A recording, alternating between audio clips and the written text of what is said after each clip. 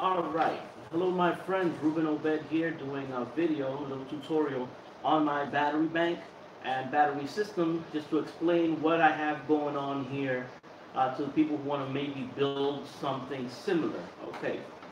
What we have going on here is these are Autocraft 24DC1 deep cycle RV marine batteries. Okay.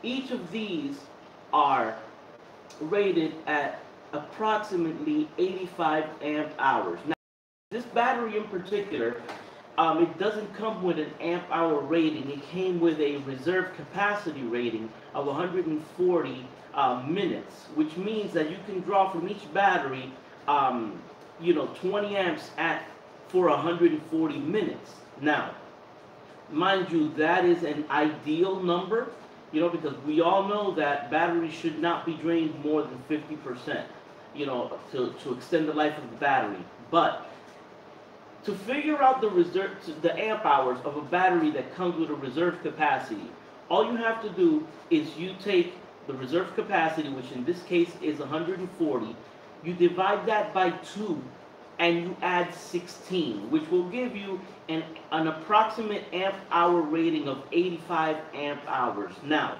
it may be a little more, it may be a little less, but a rough estimate is, and a pretty accurate estimate is 85 amp hours. So now, what we have here, I have 1, 2, 3, 4, 5, 6.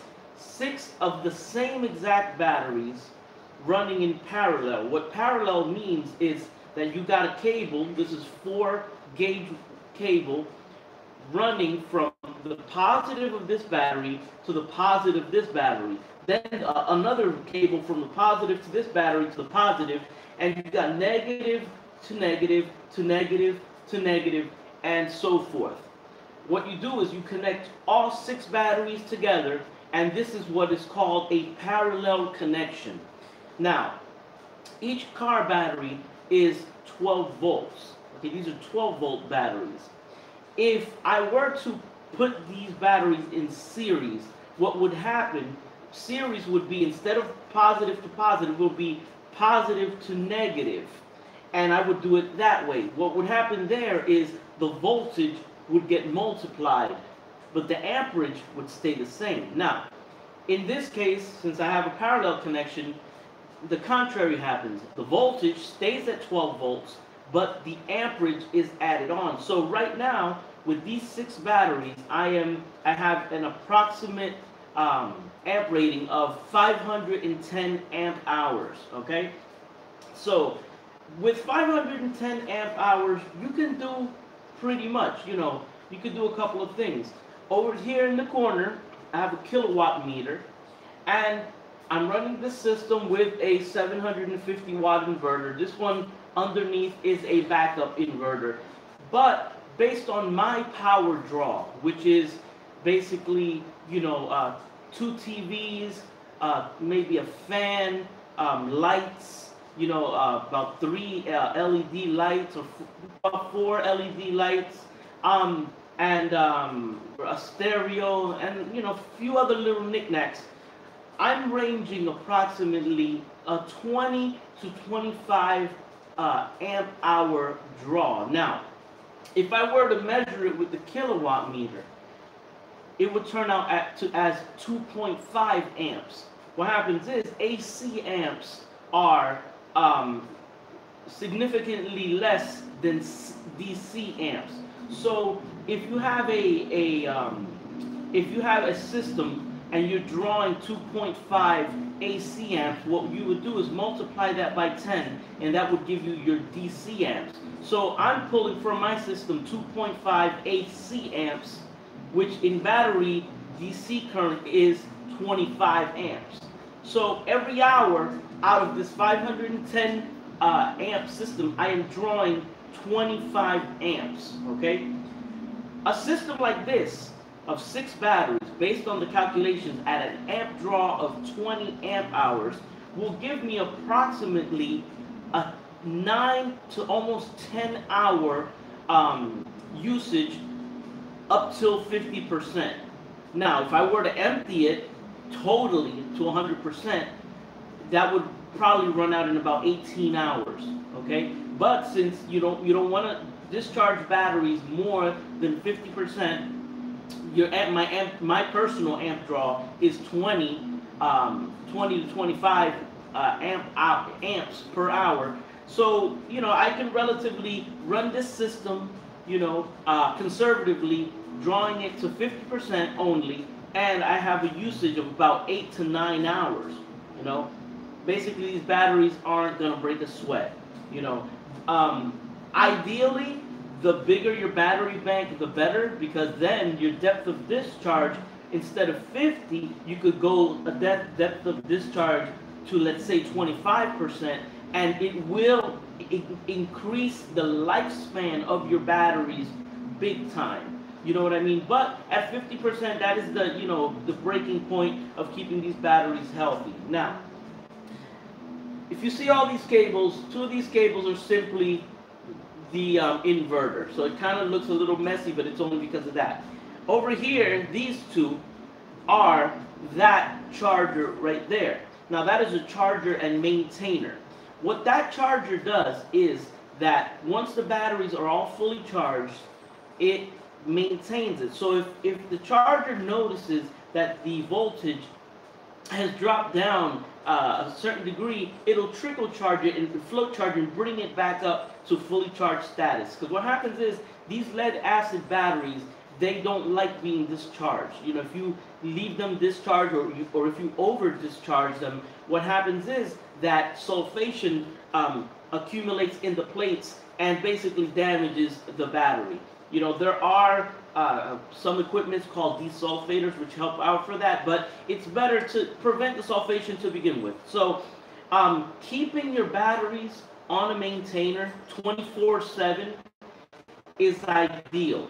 The maintainer right now, it is not charging, it is on float mode, it is off. So it's not going to overcharge your batteries. Now, you got to make sure that your charger is a maintainer, because if it's just a regular charger that isn't an intelligent charger, what will happen is it'll just keep pumping energy till it explodes your batteries, and you don't want that to happen. So, there's a place for analog chargers. They're good. Sometimes they can help out if it's a battery that won't hold charge or was discharged too much. Those analog chargers can actually bring them back up. But in general terms, it's good to keep your batteries connected to a maintainer, and it's gonna give you many years.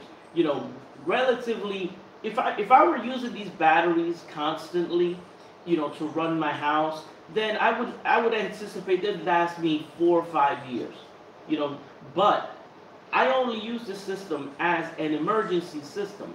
I mean, I've had it for about a year, been building it up little by little, but I don't use it. So I maintain it. Today I checked the water levels, which is very important. To occasionally, I check it every month. I have a little sticker here on the side, and I check my water levels. Make sure that you use distilled water. Do not use tap water, because that will ruin the batteries. Use distilled water when you fill them up just enough for the water to cover the plates. And you wipe it off. Make sure no crud gets in there. You don't want to damage the batteries and lose your investment. Right now, this here in front is the charge controller. I have one charge controller here, and this charge controller is taking care of these 6 batteries. Now, this is a PWM. This is called a pulse width modulation charge controller, and these are relatively cheap. You could pick these up for $10 on eBay. Now, what this does is this takes the energy that comes from your solar panel and regulates it to a voltage which is appropriate for 12-volt batteries, and it prevents it prevents the batteries from being overcharged as well as being discharged by the solar panel. Now, what I mean by that is some people, they have the problem that they connect the solar panel and they connect it direct, which is a big no-no, because putting it in 18 volts in there unregulated, which is not good for the health of the battery. And if you leave it overnight, what happens is it backwashes energy back into the solar panel and it empties out your battery. So charge controller is a definite. Don't try to build a system without a charge controller. Okay, now there is a charge controller called the MPPT, which is pulse width, no, I'm sorry, maximum power point tracking. The MPPT charge controllers are more expensive, but they are extremely efficient. And what they do is, if you have, let's say, a 100-watt panel, that 100-watt panel might give you about 70% service with a pulse width modulation controller, when an MPPT controller would actually raise that bar up to 90%. So, with an MPPT controller, you have a couple of benefits. You can go up to 24 volts, you can add more solar panels, and the controller itself, that extra energy that's not being used, the controller changes it from an excess voltage into more amperage. So your batteries will charge faster with an MPPT charge controller. They're a little more expensive. There is one brand called the EP-Ever, which are relatively cheap and very good. They are true MPPT charge controllers.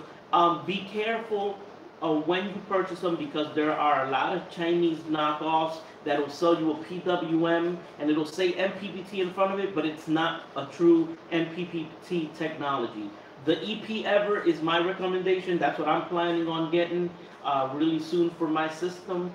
And as for solar power, well, right at the moment, all I have on my roof is a 30-watt solar panel. Now, that's only putting out 1.6 amps. It isn't much, but it does give a little trickle to the batteries during the day, and to keep them topped off. Solar panels tend to be a little bit expensive, and especially living here in Puerto Rico, I have a lot of trouble getting them shipped here, at a decent price. So, at the moment, I've been buying small solar panels. I have another one coming, to continue adding on to my solar power. But in the meanwhile, I'm still running my system. The grid is on, so I have my chargers, my batteries are topped off, and in the case of a power outage, I hook up my system to the generator and I'll charge it that way. So, little by little, you can build up your system. Now, you're probably wondering what that battery over there is. Well, that battery over there is just a regular car battery. I purchased it during Hurricane Maria, this one right over here. And that little battery, I bought it with the purpose of charging cell phones. And, I have it right now running a little thermo fridge, a little Coca-Cola cooler. And, it'll give me about 3 hours running that thermoelectric Coca-Cola can fridge.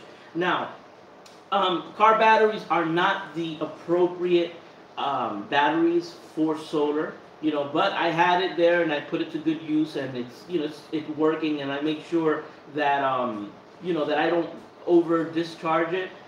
These are deep cycles, so these could take a little more abuse, but these aren't 100% true deep cycle batteries. Now, you have good, if you really want to go the real 100% route in terms of batteries, you'd want to go maybe with a 6-volt battery. Golf car batteries, the Trojan T105s are really good. They are more expensive. You know what I mean? So in my case, each of these batteries, they were running about maybe 120 a piece. So, right now I have here, in terms of batteries, about a $700 investment. This was about maybe another 60, 70. So right here on this table alone, there's at least, including the solar panel on the roof, I would say there's about a $1,100 investment, more or less. And it sounds like a lot at once, but you got to realize I built this system in about a year and a half. So you buy one battery, and then whenever you're able to get another one, try to make sure that you buy them in terms of their time. Try to get the batteries like you don't want to start a battery bank. One battery is very new, the other one's very old. So within a year, I would say if you can build your battery bank, and try to keep your batteries relatively new, it'll be perfect and they'll be equal. You don't want to mix old batteries with new batteries. So, all right, guys. Well, this is my basic system. This is how I've done it. If you want to check out these batteries, till now they've worked very, very good for me, and I've got them at a good price. The Autocraft Deep Cycle Marine batteries. They're about 85 amp hours each, and I would recommend them. Now, if you have the money, and if it's available to you, then go ahead, go for the gusto. Get yourself some Trojans, which are double the size, but they are more expensive, but they do last very long. So, but I decided to go with these batteries, and maybe in the future I'll get different type of batteries. But as for right now, the system works very well, and with the realistic thinking of a system like this, don't expect this to last 2 or 3 days. It might look like a lot of batteries. It's not. It's only 510 amp hours. And if you do the math at 20 amps, you're gonna get 18 hours. If you empty all of these batteries 100%, 18 hours, and which you're not supposed to do. You know what I mean? Realistically speaking, this system will give you about 9 hours. 9 hours worth of power, up to 50%. You'll keep your system healthy, and you'll be able to charge it up relatively quickly. All right, I hope you enjoyed this video. Ruben Obed, transmitting live from GB Music Group.